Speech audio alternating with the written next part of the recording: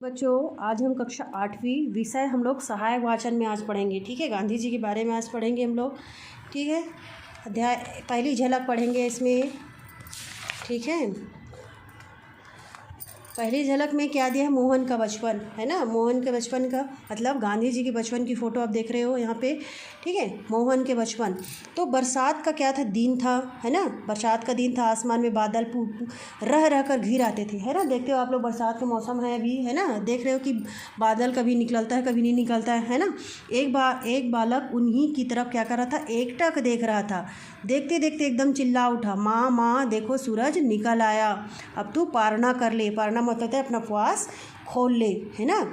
माँ ज्यों ही बाहर आई, सूरज भगवान बादल की ओट में छिप गए, है ना। जैसे ही उसकी माँ फिर बाहर आई तो क्या किए? फिर बादल जो है वो फिर सूरज जो है वो बादल में छिप गया। कोई बात नहीं मनु, भगवान की मर्जी नहीं है कि आज पारना करूँ, भोजन करूँ, है ना। यहाँ पे मोहन मतलब गांधी जी की माँ कह रही कि कोई बात नहीं मनु, है ना। मोहनदास मतलब गांधी जी को बचपन में उसकी माँ क्या कहती थी? मनु। ठीक है, आप लोग के घर में भी आप लोग का नाम अलग होता है ना। माँ अलग बोलती, पापा अलग नाम से बुलाते हैं। वैसे इसकी माँ क्या करती थी? इसको मनु बोलती थी।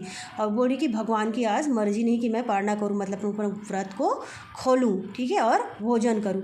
मनु की माँ ने चौमासे में सूर्य दर्शन होने पर ही भोजन ग्रहण करने का व्रत लिया था, है ना। चौमासे में सूर्य दर्शन होने पर ही वो क्या करती थी? भोजन करती थी। आज सूर्य के दर्शन नहीं हुए तो उन्होंने भोजन नहीं किया। बरसात के दिनों में कई बार सूरज भगवान क्या करते? मनु की माँ को भूखा रखते थे।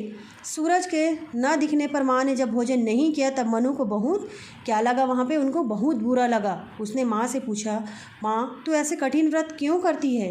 बेटा, जब तू बड़ा हो जाएगा तब इसका अर्थ समझ जाएगा। अब चल मंदिर चले, है ना। अपने बेटे गांधी जी को बोल रहे हैं कि जब तू बड़ा हो जाएगा तब इसको समझ जाएगा। अब क्या करे? अब चलो मंदिर, शिव के दर्शन करें। वहाँ पुजारी बहुत अच्छे भजन गाता है।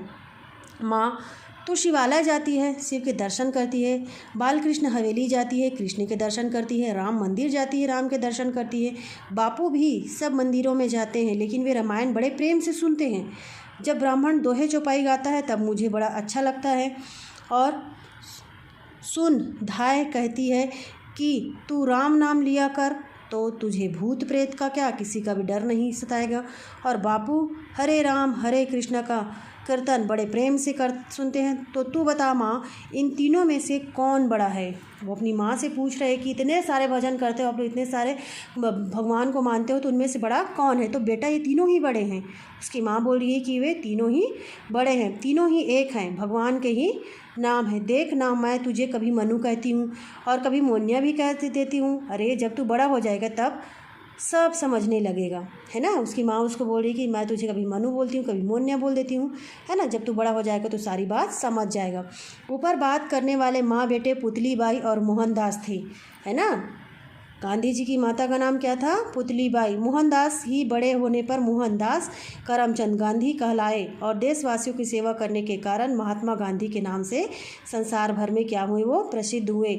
मोहन का जन्म अश्वनी बदी 12 विक्रम संवत 1926 अर्थात 2 अक्टूबर 1869 ईस्वी को काठियावाड़ यानी काठियावाड़ सौराष्ट्र के छोटे से शहर पोरबंदर में हुआ था। इनके पिता करमचंद गांधी वैश्य थे। वे वैष्णव धर्म को मानने वाले तथा सत्यभाषी, वैश्य मतलब वही थे वैष्णव धर्म को मानने वाले। वैष्णव धर्म मतलब विष्णु जी के उपासक, ठीक है। निडर एवं न्यायप्रिय थे। वे अपनी पत्नी पुतली बाई के समान ही धर्म के कार्यों में श्रद्धा रखते थे। पढ़े लिखे तो कम थे परंतु व्यवहार कुशल बहुत थे।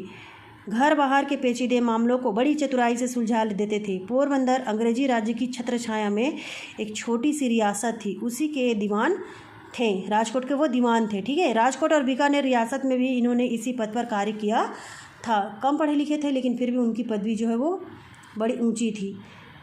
रियासतों में अंग्रेजी सरकार अपने प्रतिनिधि रखती थी। इन्हें पॉलिटिकल एजेंट कहते थे। क्या कहते थे उनको? पॉलिटिकल एजेंट, है ना। कभी पता चला तो यहाँ से यहाँ तक लगा लेना क्या कहते थे प्रतिनिधि को। राजाओं और उनकी प्रजा की हलचलों पर निगरानी रखा करते थे। एक बार राजकोट के असिस्टेंट पॉलिटिकल एजेंट ने वहाँ के राजा की, जो ठाकुर साहब कहलाते थे ना, शान के खिलाफ कुछ अंड बंड बातें कह डाली तो करमचंद गांधी को उस समय अंग्रेज की अशिष्टता सहन नहीं हुई। उन्होंने तुरंत उसका क्या क्या विरोध किया। गोरे साहब को एक काले दीवान का विरोध बिल्कुल अच्छा नहीं लगा। उसने उनसे क्षमा मांगने की जिद की, है ना। जब उन्होंने इनकार कर दिया तब उन्हें डराने धमकाने लगा।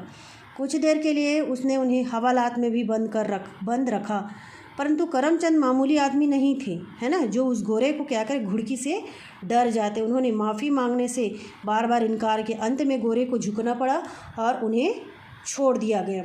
करमचंद को उनके सगे संबंधी और मित्र काबा गांधी भी कहते थे। क्या कहते थे उनको? काबा गांधी। स्पष्टवादी होने के साथ साथ वे बड़े क्रोधी और हठी भी थे, चिढ़ भी थे। वो अपनी आज्ञा का उल्लंघन कभी बर्दाश्त नहीं करते थे, है ना।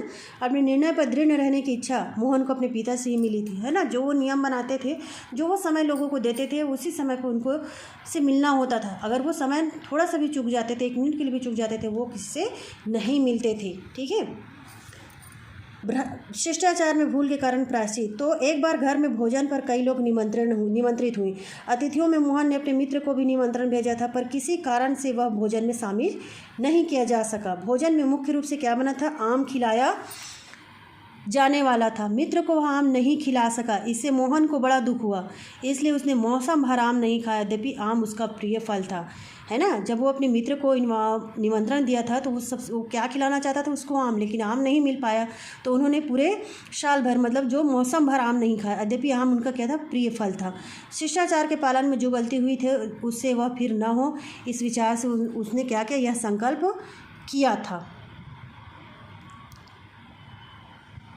स्कूल की पढ़ाई। मोहन का बचपन पोरबंदर में बीता। वही लुलिया मास्टर की प्राइमरी शाला में उसकी पढ़ाई प्रारंभ हुई। वह शाला उनके घर के पास थी, है ना।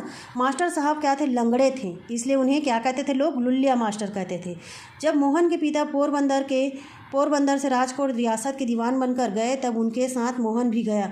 उस समय उसकी आयु कितनी थी? 7 वर्ष की। और 12 वर्ष की आयु तक उसने राजकोट में अपनी पढ़ाई की, और इस बीच उसने अपने गुरुओं से एक बार भी झूठ नहीं बोला। लज्जालु स्वभाव होने के कारण वह लड़कों से बहुत कम बात करता था। उसे डर लगा रहता था कि कहीं कोई मेरी किसी बात पर खिल्ली ना उड़ाने लगे, ठीक है। यहाँ हम कल पढ़ेंगे यहाँ से।